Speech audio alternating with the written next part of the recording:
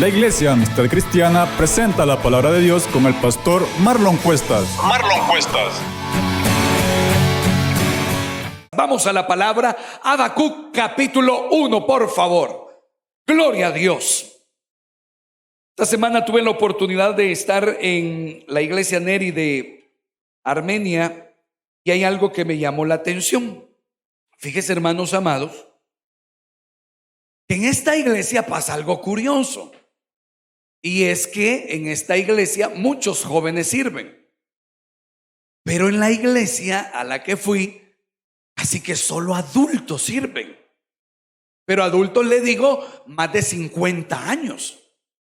Y eso me sorprende, porque yo siento que acá, hermanos amados, los hermanos adultos se nos quedan así como que siguiendo a los jóvenes. Y eso es preocupante. Ahora quiero tocar un tema, no que va a hablar de eso, pero creo entender algunas de las cosas que nos detienen en nuestro día a día. Vayan conmigo a Habacuc capítulo 1, por favor. Habacuc capítulo 1.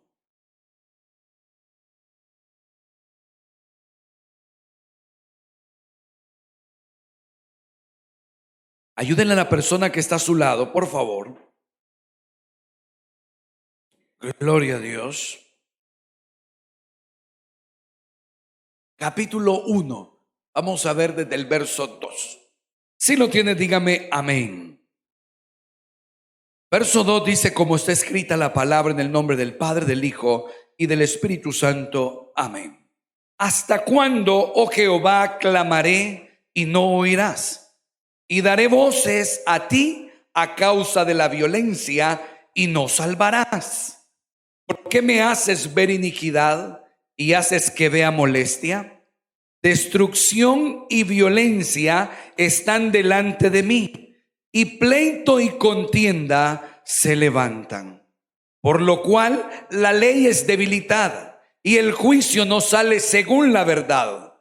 Por cuanto el impío asedia al justo, por esto sale torcida la justicia. Lea conmigo el verso 2, por favor. ¿Hasta cuándo, oh Jehová, clamaré y no oirás? Y daré voces a ti a causa de la violencia y no salvarás. Oremos, Señor. Tú sabes, amado Dios, cada una de las cosas con las que en nuestro corazón estamos luchando. Esta hermosa mañana, Padre, te ruego que tu palabra pueda hacer luz a nuestro caminar, que nos fortalezcas, que nos bendigas, que nos ayudes, Espíritu de Dios, a dar fruto al 100%. En el nombre de Jesús oramos, Señor. Amén, Padre. Amén. Vamos a tratar de desarrollar, hermanos amados, este tema, la esperanza, signo de libertad para el cristiano. La esperanza. Estuvimos hablando mucho tiempo acerca de la fe y hablábamos que la fe no es algo emotivo, es una cuestión de convicciones, del corazón, de la mente, del actuar. Pero cuando nosotros vemos la fe es difícil analizarla solo desde la razón. Por eso es que la fe tiene una parte emotiva, y esa es la que a veces nos confunde. ¿Cuál es esa parte emotiva? Esto, la esperanza. La esperanza es la parte emocional o emotiva de la fe. La esperanza, hermanos amados, es la que nos proyecta. La esperanza es la que nos impulsa. Es aquello que usted no abandona y que muchas veces le hace sonreír, le hace soñar, le hace sentir cositas, le hace sentir escalofríos. La esperanza. Por la esperanza usted, hermanos amados, se vuelve muchas veces caprichoso, necio, terco. Con la esperanza es que muchas veces usted y yo estamos todos los días abrazándola para no desistir. Pero hablar de esperanza no es problema. Porque la esperanza fluye cuando hay fe. La esperanza solamente ocurre. La esperanza está siendo ministrada continuamente por el Espíritu Santo. La esperanza está ahí siempre en nuestros corazones. El peligro que yo encuentro es cuando lo contrario se está moviendo. Y lo contrario de esperanza, ¿qué es, iglesia? ¿Qué es? El antónimo de esperanza, ¿cuál es? Pregúntale a la persona que está a su lado, ¿qué es lo contrario de la esperanza? A ver, ¿qué le respondió? Correcto, la desesperanza. Y acá voy a tocar algo muy serio. ¿Sabe que habemos personas que tenemos fe, pero estamos viviendo en desesperanza? Fíjese lo que le estoy diciendo. ¿Sabe que habemos cristianos que tenemos fe y estamos viviendo en desesperanza? Eso es duro. La fe muchas veces puede ser confundida con una forma de hablar. Y eso es una de las cosas que le corregí, le decía, fe no es hablar. Fe no es hablar. Podemos tener fe. ¿Y cómo se lo puedo comprobar? Usted dice que es hijo de Dios. Y solamente se puede ser hijo de Dios por medio de la fe. Amén. Entonces usted tiene fe. Usted sabe que es un hijo de Dios. Usted cree sin ver. A veces tenemos fe, pero estamos viviendo desesperanza. ¿Qué significa desesperanza? Desesperanza significa estar sin salida, estar completamente perdido y sin recursos, sentir que ya no podemos más. ¿Cuántos tenemos en el corazón desesperanza? Hablemos un poquito acerca de la vida. ¿Cuántos atravesamos problemas, iglesia?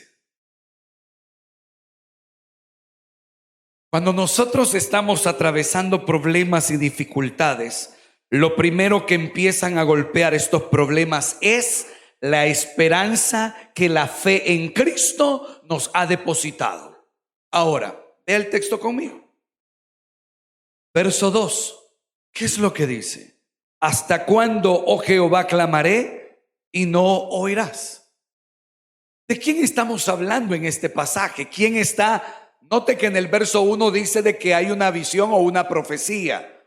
Acá hay un mover espiritual. Habacuc, un profeta de Dios, un hombre de Dios, un instrumento del Señor. ¿Cuántos son instrumentos de Dios de los que están acá?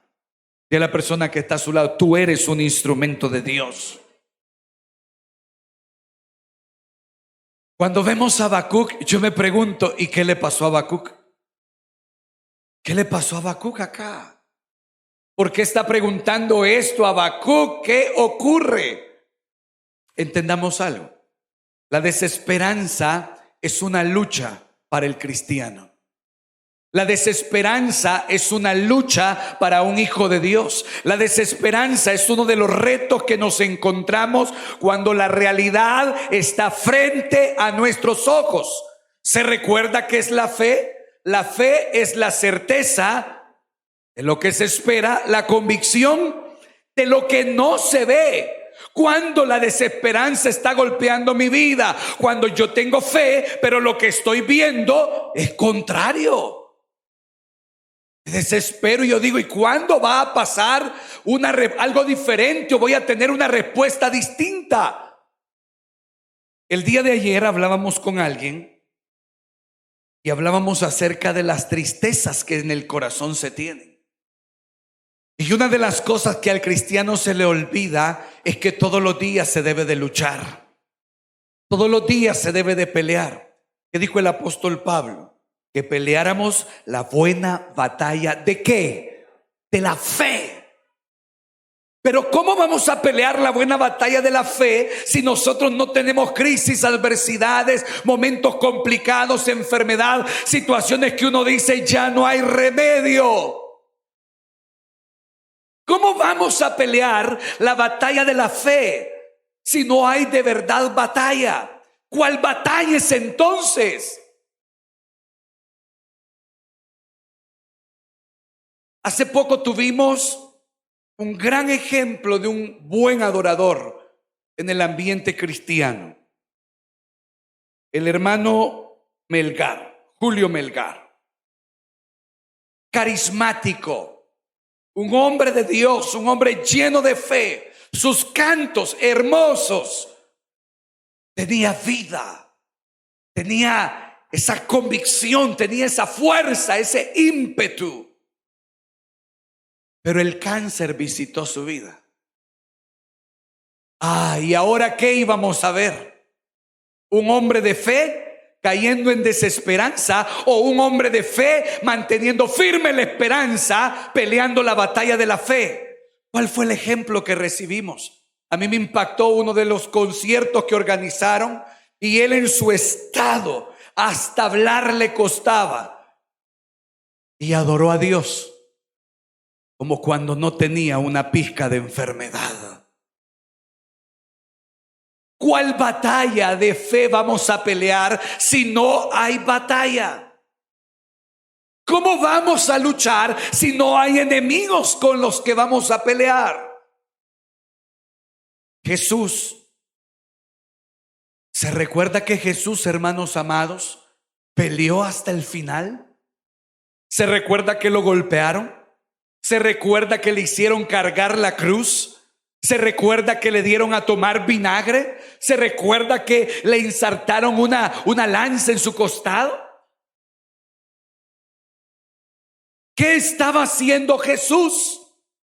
Poniendo en alto el nombre de su Padre. La desesperanza es una lucha que el creyente todos los días debe pelear. Las cosas van a mejorar. Tal vez. Las cosas van a venir de parte de Dios y nos van a abrir puertas nuevas. No sé. Yo como lo que creo es que me voy a ir del país. Yo como lo que creo es que aquí no hay futuro y Dios me tiene otras cosas preparadas.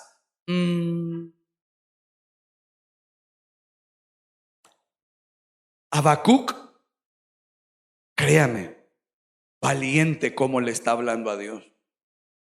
Pero esto me muestra el corazón de un ser humano que está diciéndole a Dios: mira, Señor, ya me cansé. ¿Hasta cuándo? Fíjese, ¿hasta cuándo yo te voy a estar clamando? Y de manera afirmativa Habacuc le dice: y no me vas a oír. De verdad Habacuc estaba desesperado. Está diciéndole: ya me cansé de que clamo y tú no oyes. Pero ojo con eso, porque cuando nosotros vemos, hermanos amados, algunas características de la desesperación, vamos a observar lo siguiente.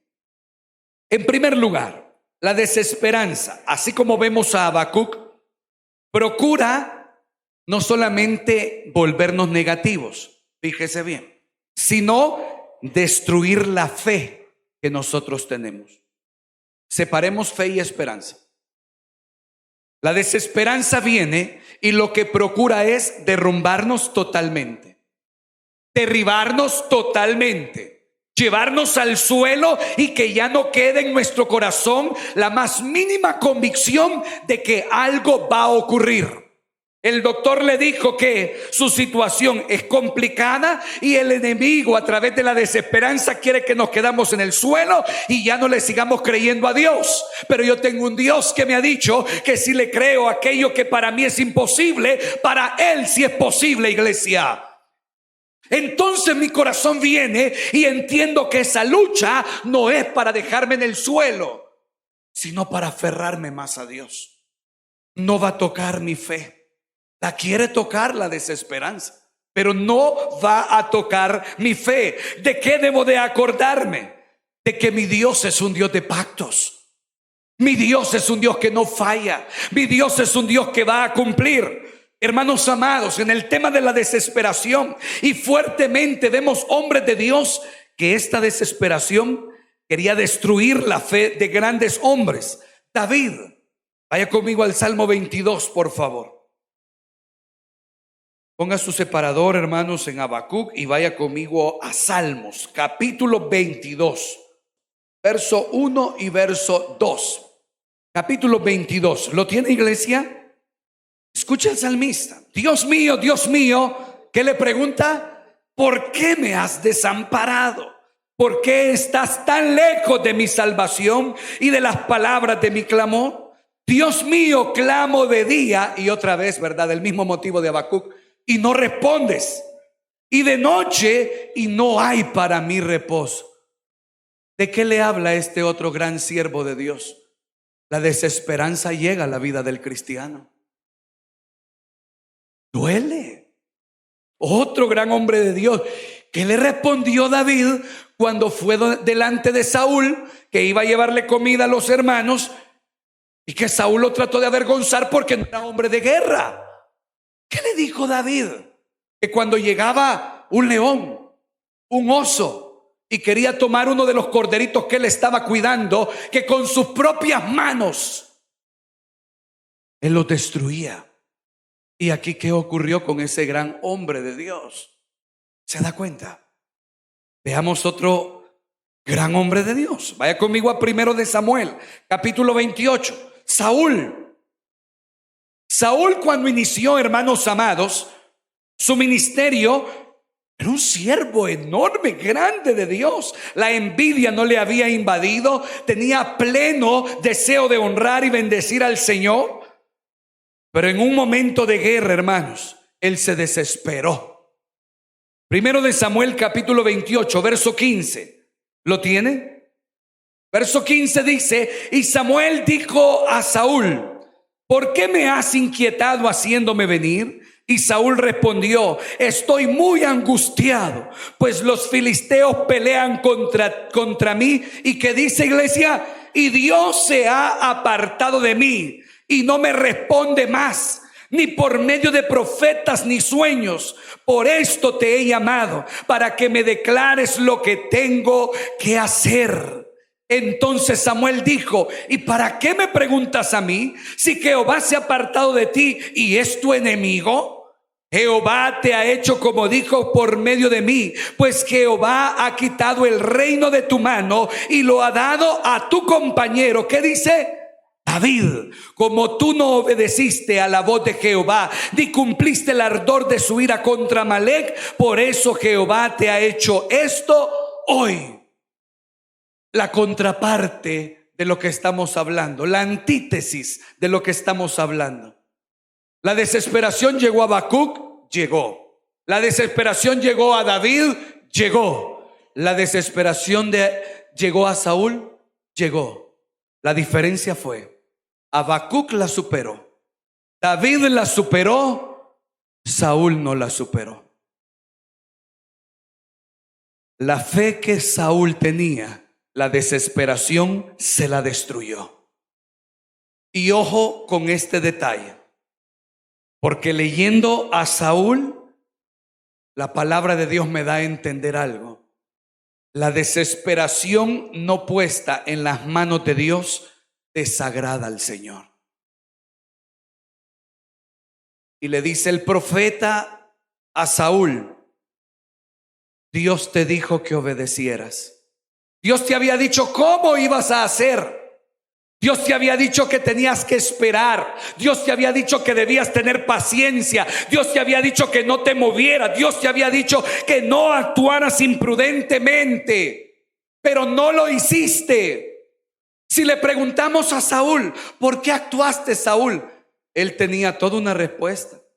Actué porque me sentía triste, porque me sentía desesperado, porque no hallaba salida, porque toqué una puerta, no se me abrió, porque fui donde el profeta y Dios no me habló, etcétera. Acá me está diciendo la palabra que cuando yo no obedezco, pueda que mi desesperación haya sido la más grave que haya atravesado, pero Dios nunca me dijo que me apartara de su propósito. No deje que la desesperación destruya su fe, porque es lo primero que intenta hacer: tumbarlo y dejarlo ahí. Ya no luche, ya no sirva, ya no se esfuerce, ya no se entregue, ya no tiene sentido, ya no hay salida, ya no hay solución. No. Yo vivo desesperanza también, pero yo sé que mi Redentor vive, iglesia, y voy a ver la gloria de Dios.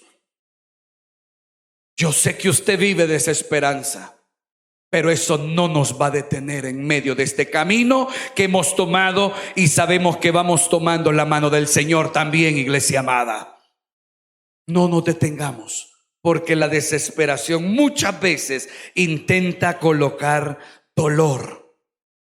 Cuando nosotros vemos, hermanos amados, la desesperanza, hay un segundo efecto también, y yo sé que nos ha pasado. Vea por favor el verso 3, regrese conmigo a Habacuc, verso 3.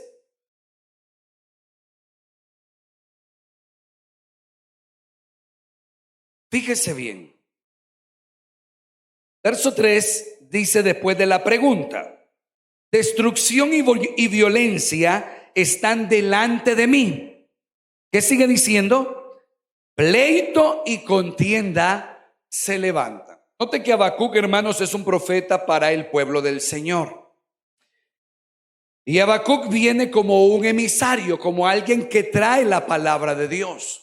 Pero Habacuc está testificando que estando el pueblo en opresión, en esclavitud, etcétera, delante de él hay violencia, hay pleitos, a causa de la misma desesperanza. En segundo lugar, la desesperanza estimula conflictos, pleitos y amargura. Y si usted se va analizando un poquito, no me va a dejar mentir. Cuando estamos atravesando, somos hombres y mujeres de fe, pero cuando atravesamos desesperanza, andamos más alterados, los nervios de punta, no queremos que nadie nos diga nada. Fácilmente le reclamamos a otra persona, fácilmente hacemos sentir mal a otra persona. El gesto, la respuesta ya no es blanda, es llena de ira muchas veces. Cuando lo trasladamos, hermanos amados, a nuestras relaciones se dañan muchas veces, herimos, hacemos sentir mal. Los vínculos se lastiman, se destruyen a causa de la desesperanza. La desesperanza estimula que en el corazón, hermanos amados, prácticamente se desborde por las cosas negativas que estamos viviendo. Y ojo con eso. ¿Cuántos estamos atravesando un momento así? Que alguien le quiere extender la mano y usted da la espalda mejor. Que alguien lo quiere saludar con una gran sonrisa y usted prefiere ignorar. Nadie tiene la culpa de lo que a veces pasamos, pero sí quiero que esto en su corazón se quede clavado. Usted no ha dejado de ser un hombre ni una mujer de fe, pero la desesperanza le está metiendo en una vida de amargura, de conflicto, de contienda, de pleitos. Yo quiero decirle de corazón algo. Dios no le llamó para que usted viva en amargura. Yo sigo creyendo que Dios le llamó para que, a pesar de todo lo que vivamos, usted aprenda a ser feliz en Cristo Jesús, iglesia. Lo sigo creyendo, pastor, y cuando uno llora, sigo creyendo que Dios nos ha llamado para ser felices. Pastor, y cuando uno está en el suelo, sigo creyendo que Dios nos ha llamado para ser felices. Pastor, y cuando ya todo se cree que ya no se va a poder resolver, sigo creyendo que Dios nos ha llamado para ser felices. Dios no se equivoca. Y Dios no le llamó para volver atrás, iglesia. Dios le llamó para conquistar. Refresque sus sueños. La desesperación muchas veces, por esa forma negativa de pensar, nos ha inundado y nos ha hecho pensar que es por gusto. ¿Para qué esforzarnos? ¿Para qué seguir creyendo por mi hijo, por mi hija, por mi esposo, por mi esposa? ¿Por qué? ¿Para qué? No se puede. A veces hemos caído en la desesperación, hermanos amados, en donde consideramos que una puerta jamás se nos va a volver a abrir. Pensamos, hermanos amados, que por más que lo intentamos ya no podemos levantarnos de eso. Para mí, esas expresiones son mentiras de la desesperanza que a veces vivimos. Hace unos meses estaba hablando con alguien y me preguntaba, ¿cuántos años tenés de estar intentando que un negocio te funcione? Y de verdad que tenía ratos de no hacer la cuenta. Y cuando hice la cuenta, desde el 2003, sumé 16 años. Y me hizo la siguiente pregunta: 16 años. ¿Y por qué has seguido? Y créame que a veces, hermano amado, en la vida diaria, así como en la vida cristiana, nuestra cultura nos ha enseñado que para estar mejor es necesario abandonar lo que no se puede. Es necesario dejar ahí lo que ya no tiene salida. Pero ¿sabe algo? En las enseñanzas de Jesús no es así. Porque en las enseñanzas de Jesús el Señor nos ha enseñado que aunque la edificación esté totalmente en el suelo, Él es capaz no solo de levantarla, sino de remover los cimientos, poner nuevos cimientos y levantar una mejor edificación todavía. Ese es nuestro Dios. La desesperanza como cultura es algo que todos los días nos está diciendo: deja eso, hombre, ya no luches. ¿Para qué te seguís amargando? Y todo lo llevan a la parte emotiva, ¿verdad? ¿Para qué seguís desgastándote? Usted y yo no tenemos la capacidad a veces de ver cuántos pasos faltan para llegar a la meta de ese sueño que hemos creído al Señor. Y habemos muchos que hemos retrocedido estando próximos a llegar al punto de meta, porque hemos dicho: aquí me caí, me dolió, ¿y para qué seguir? Pero si faltaba un poquito. ¿Quién quita, hermanos amados, si yo he trabajado 16 años en algo? ¿Quién quita que si en el próximo todo cambió? ¿Cómo lo voy a descubrir si la desesperación a mí me invadió?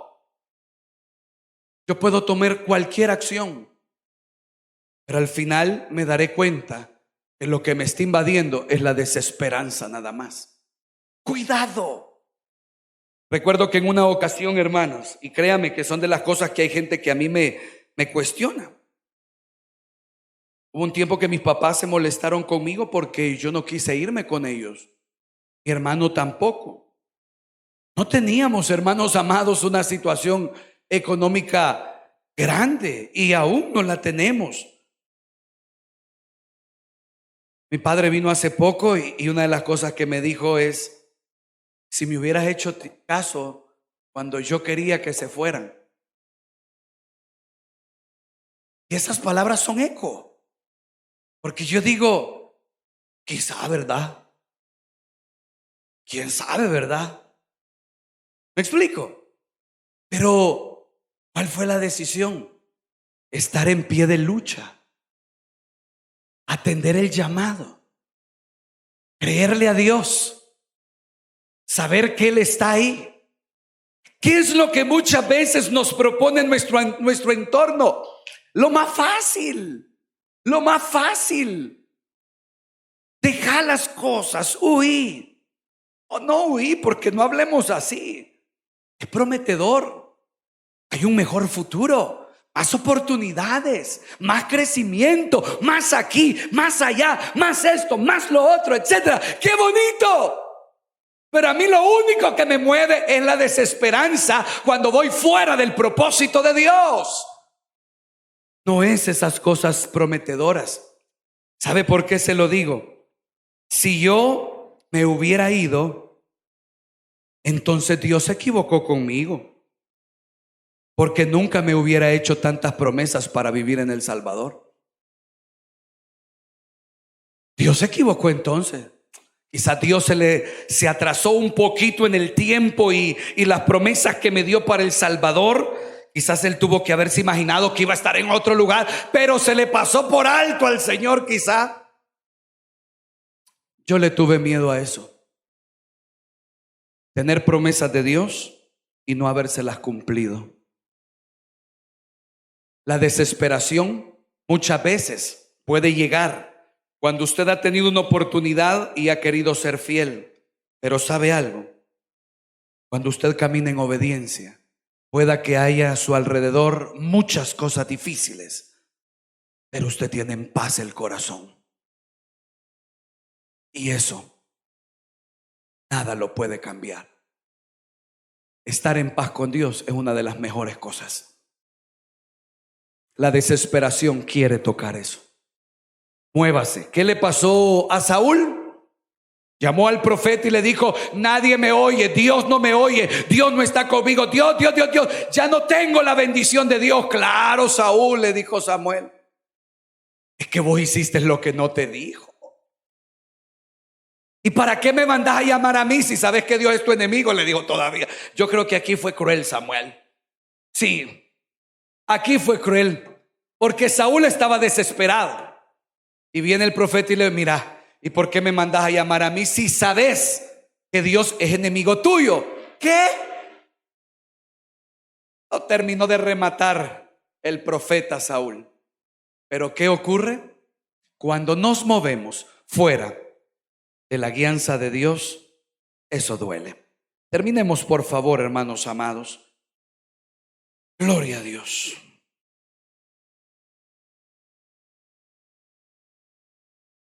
Lea por favor el verso 2 de Habacuc capítulo 1.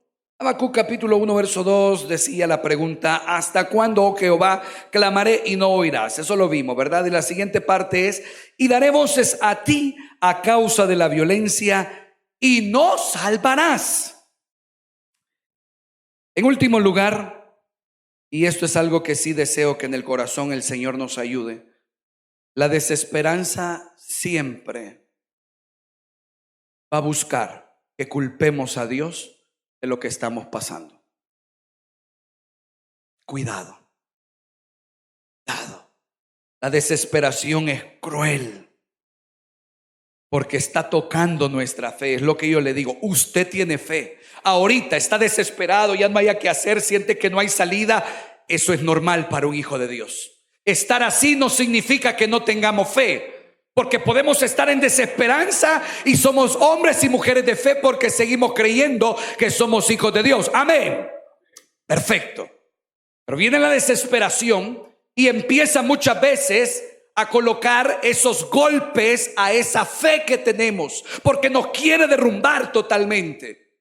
Y otra de las cosas que la desesperanza hace es que nos proyecte en la mente: estamos pasando lo que pasamos porque Dios quiere que lo pasemos. Cuidado, cuidado. Ese momento, yo quiero decirle, también es parte de ese proceso. Y no solamente lo pasó a Habacuc.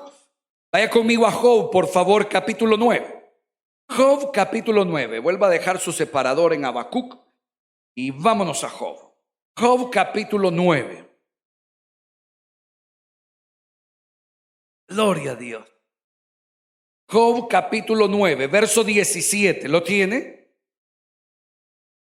Fíjese bien lo que dice el verso 17 de manera imperativa.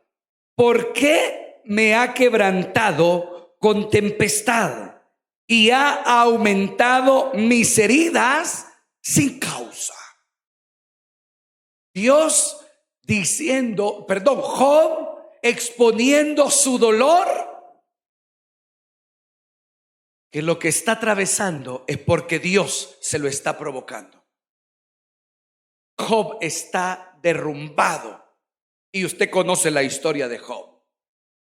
Todo el proceso que pasó hasta que su mujer le pidiera que blasfemara.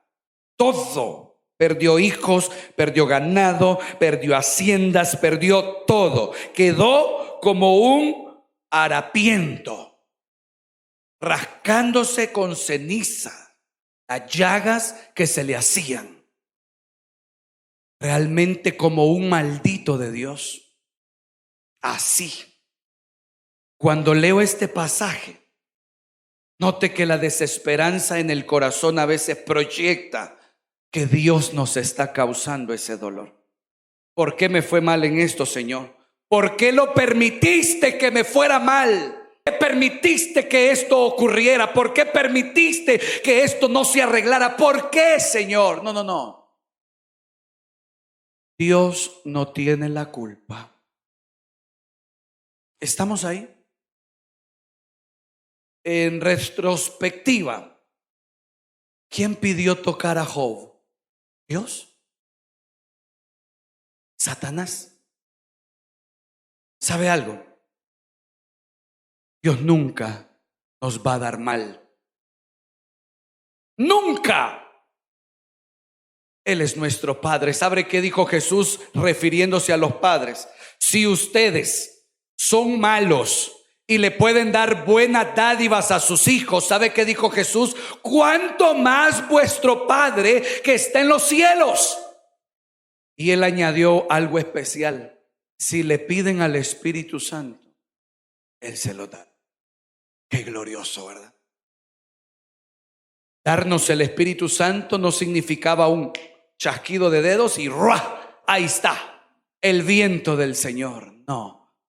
Darnos al Espíritu Santo para que fuéramos templo y morada de Él significaba una sola cosa. El unigénito de Dios tenía que morir.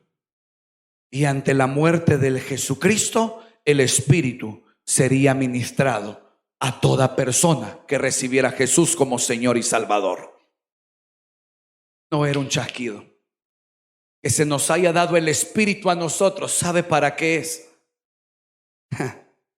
Para ayudarnos a luchar contra esta desesperanza. Jesús dijo, Él estará con ustedes todos los días de su vida, hasta el fin del mundo. Usted ya no aguanta la desesperanza, el Espíritu Santo está con nosotros. Usted siente que ya no hay salida, el Espíritu Santo sí tiene una salida para nosotros. Usted siente que esa enfermedad ya no tiene cura, el Espíritu Santo sí tiene una cura para esa enfermedad. Usted siente, hermano amado, que ya la situación de casa no tiene arreglo, el Espíritu Santo sí tiene un arreglo para esa situación. Usted cree, hermano amado, que los hijos ya no pueden cambiar, el Espíritu Santo sí creo que puede cambiar a sus hijos. Usted cree, hermano amado, que ya no hay motivos para seguir luchando, el Espíritu Santo sí tiene motivos para que usted siga luchando.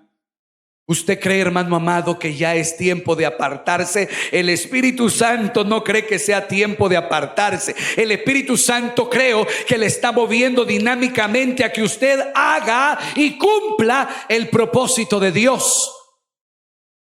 En todo lo que sintamos que ya no podemos, el Espíritu Santo se nos fue entregado para que no desmayemos. Por eso cuando hablamos de la esperanza es un signo de libertad. Porque no significa que todo lo tengamos bien, sino que significa que en el corazón albergamos con fuerza y convicción que aunque estemos atravesando valle de sombra de muerte, Jesús, Dios, nuestro pastor, nos ha prometido que nos va a llevar a lugares de delicados pastos. La esperanza es signo de libertad, porque yo puedo estar así como Habacuc, diciéndole: Señor, ¿hasta cuándo? Aquí solo hay pleito, violencia, aquí no hay nada que me motive. Sí, Habacuc está desesperado, pero la esperanza que Habacuc alberga más adelante nos muestra que esa es la libertad por la que un hijo de Dios debe vivir, que ese es el esfuerzo con el que debe de caminar, a tal punto que Habacuc no es un ejemplo de un siervo negativo. Terminemos por favor con el capítulo 3 de Habacuc y vaya conmigo al verso 17. Hemos colocado las dos partes, principio y el final de este librito. Y vea el verso 17, por favor. Aunque la higuera no florezca, ni en las vides haya frutos, aunque falte el producto del olivo y los labrados no den mantenimiento y las ovejas sean quitadas de la manada y no haya vacas en los corrales, con todo yo me alegraré en Jehová y me gozaré en el Dios de mi salvación. Jehová el Señor, ¿qué dice, iglesia? Es mi fortaleza, el cual hace mis pies como de ciervas y en mis alturas me hace andar. Cuando veo a Habacuc no solamente estaba cuestionando su desesperación. Habacuc nos muestra que un hijo de Dios lucha con la desesperanza, pero que también un hijo de Dios, cuando está atravesando esa desesperanza, no se aparta de Dios. Porque al final nos dice, traduzcámoslo, todo lo que está diciendo en el verso 17, higuera, vides, olivo, labrados, ovejas, vacas, eso es en el contexto hebreo.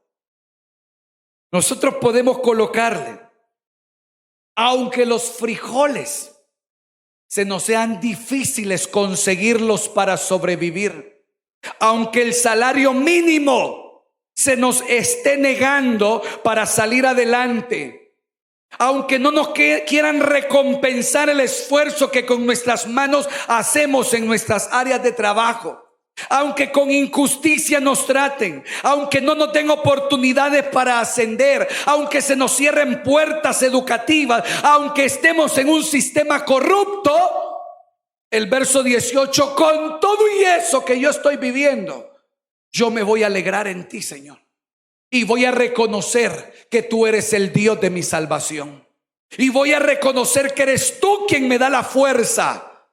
Y note cómo hace muy bien este sándwich el profeta, porque en el verso 2, estaba preguntando, no nos vas a salvar, ¿verdad, Señor?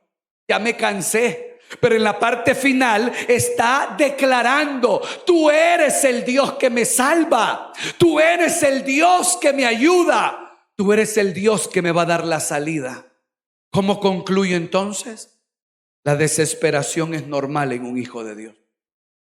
Pero recuerde, es la esperanza la que a usted y a mí nos mantiene firmes. ¿Y la esperanza en quién? En las promesas de Cristo Jesús, iglesia. Si Cristo Jesús es su Señor, vamos a atravesar momentos como estos, pero estos momentos serán sometidos a la obediencia de Cristo. Y cuando menos esperemos, Dios nos habrá dado la victoria con su poder, iglesia. Encomiende a Jehová su camino, confíe en Él, iglesia, y Él hará. Denle al Señor la gloria y la honra, porque Él es digno de gloria. El pastor ha terminado su predicación. Si todavía no has aceptado al Señor Jesucristo, te invitamos a hacer con nosotros la siguiente oración.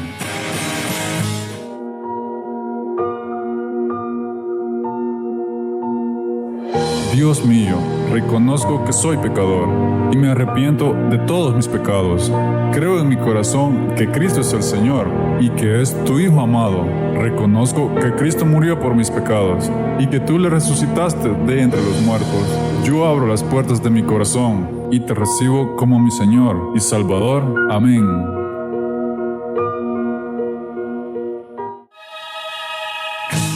Si has hecho esta oración y has creído en tu corazón, tu nombre ya ha sido inscrito en el libro de la vida y hay gran gozo en el cielo. ¿Qué hacer ahora? Acércate a la iglesia cristiana que esté más cerca de ti. Lee la Biblia y pídele al Espíritu Santo que te dé entendimiento para discernir su palabra.